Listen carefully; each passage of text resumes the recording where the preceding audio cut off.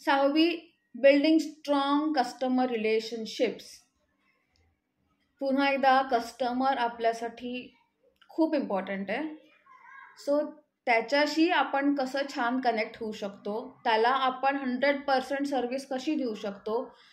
Always always आपण कस्टमरशी पोलाइटलीच बोललं पाहिजे.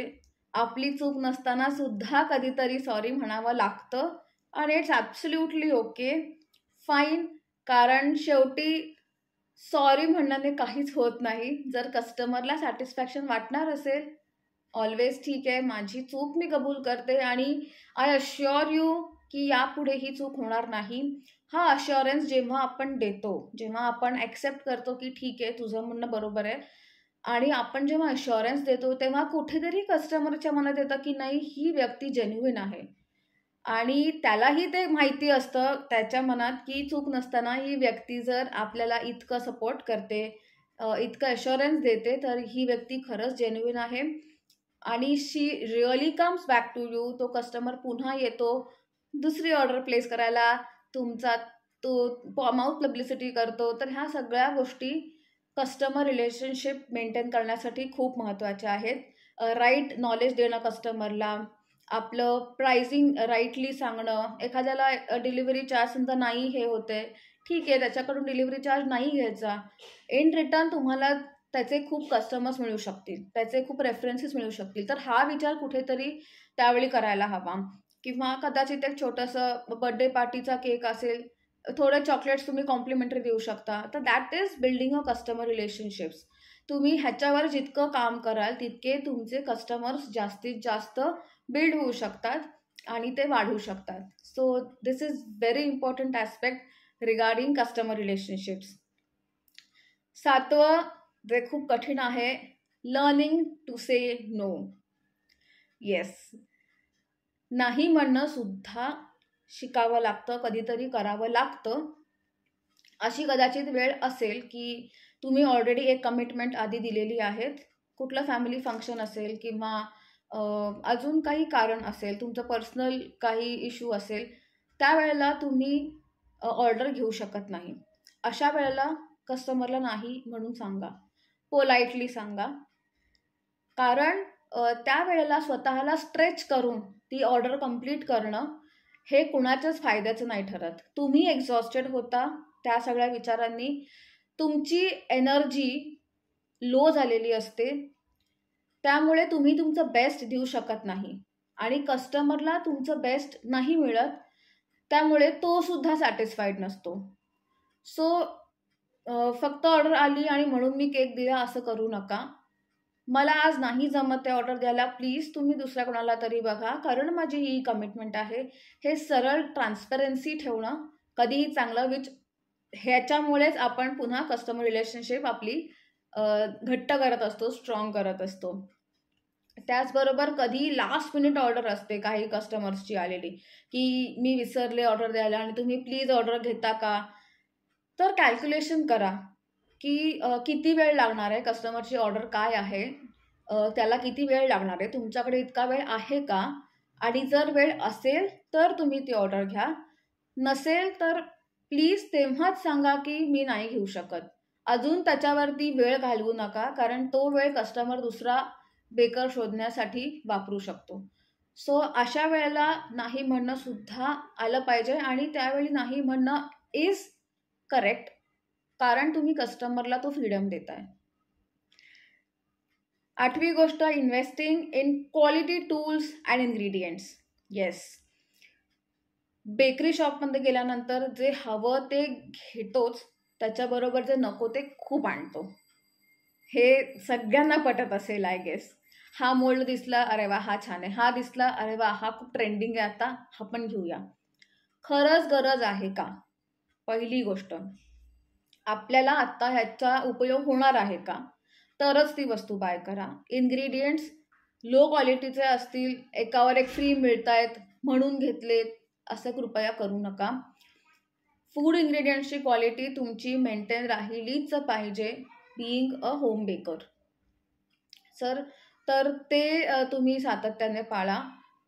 जे तुम्ही टूल्स घेता ते बेस्ट क्वालिटीचे घ्या. एक्झाम्पल द्यायचं झालं तर टर्न टेबल असेल तर ते प्लास्टिकचं घेऊ नका, ते स्टीलचं घ्या, स्टर्डी घ्या. वन टाइम इन्व्हेस्टमेंट आहे, जास्त आहे, but it is one time investment. प्लॅस्टिकचा टर्न टेबल फिरवताना त्याचा आवाज येतो आणि ते कालांतराने खराब होतं. त्यामुळे पुन्हा पुन्हा दुसरं घ्यायला लागतं. त्यापेक्षा एकदाच थोडे जास्त पैसे घाला, पण छान इन्व्हेस्टमेंट करा. OTG घ्यायचा असेल, छोटा OTG घेऊ नका. जर तुमचा पुढे जाऊन बिझनेस वाढवायचा विचार आहे, go for big OTG. 52 litre OTG, जो कमर्शियल OTG असतो तो तुम्ही घ्या. म्हणजे तुम्हाला वन टाइम इन्व्हेस्टमेंट असेल, पण ती एकदाच करायची आहे, पुन्हा पुन्हा करायची नाही आहे. सो गो फॉर इट आणि क्वालिटी इन्ग्रेडियंट्समध्ये तुमचे पैसे गुंतवा. खूप कष्ट केलेले, मेहनतीने कमवलेले पैसे असतात आपले. इन्व्हेस्ट करताना फार विचार करा आणि मग इन्व्हेस्ट करा. 9वी, रियालिटी इन मार्केटिंग. ऑफकोर्स आज सोशल मीडियाचं जग आहे, तर तुम्हाला एफर्ट्स घ्यायलाच पाहिजेत सोशल मीडियावर आपला प्रेझेन्स दाखवण्यासाठी. सोशल मीडिया इंस्टाग्राम आहे, फेसबुक आहे, यूट्यूब आहे, अजून कुठलं असेल तर त्याच्यावर तुमचे ऑफिशियल अकाउंट्स ओपन करा. तुम्ही काय काम करता ते त्याच्यात तुम्ही सातत्याने हे फोटोग्राफी, प्रेझेंटेशन सातत्याने करत राहा. व्हॅल्यू एडिशन तुम्ही काय देऊ शकताय तुमच्या ऑडियन्सला ते तुम्ही देत राहावा. म्हणजे तुम्हाला अंदाज येईल हळूहळू की तुमचा ऑडियन्स कसा आहे, त्याला कुठल्या प्रकारचे पोस्ट आवडत आहेत, कुठल्या प्रकारचे रील्स आवडत आहेत, तो कुठल्या गोष्टींशी जास्त कनेक्ट होतोय, त्याचा थोडा सगळा अभ्यास तुम्हाला करावा लागतो.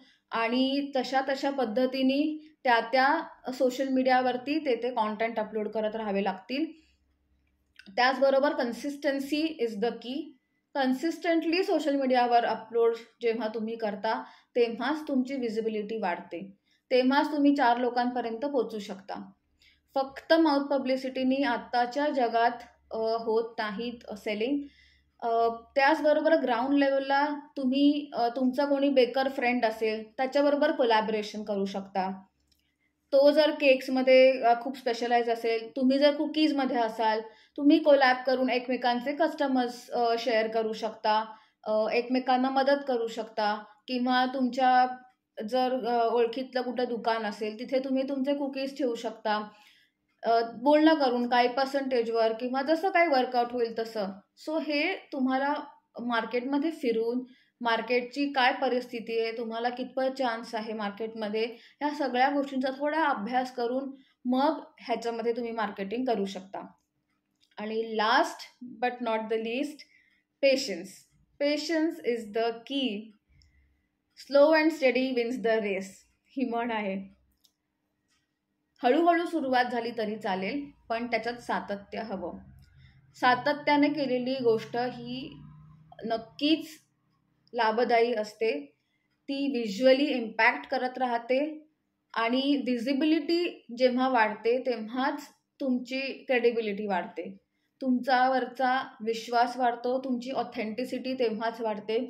सो एक ऑर्डर मिळाली, 2 ऑर्डर्स मिळाल्या, मग 1 महिना समजा नाही काही मिळालं तर अँक्शियस होऊ नका, मोटिवेटेड राहा आणि लो करू नका की मला नाही आलं, गिल्टमध्ये जाऊ नका, अरे मला नाही येते मी काय करू, नाही येणार.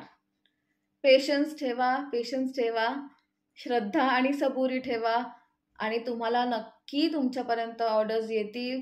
तुम्ही काम करत राहा, इकडे तिकडे सगळीकडे आपल्या व्हॉट्सॲप स्टेटसला इकडे जितकं होऊ शकेल तितकं तुम्ही तुमचं काम दाखवत राहा.